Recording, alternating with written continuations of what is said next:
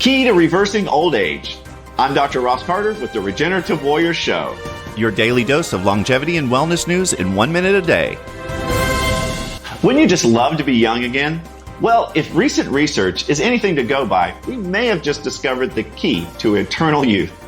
Researchers at Salk Institute for Biological Studies have found a way to tweak human genes and can return them to a younger embryonic state, and thus paving the way for reversing old age and ushering in eternal youth.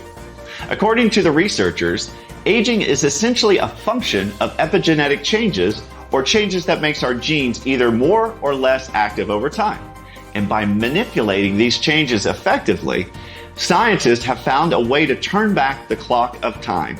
So get ready for a miraculous future where you can enjoy youth everlasting. That's 1 minute. Let's do it again tomorrow. To learn more about this story, go to regenerativewarrior.com.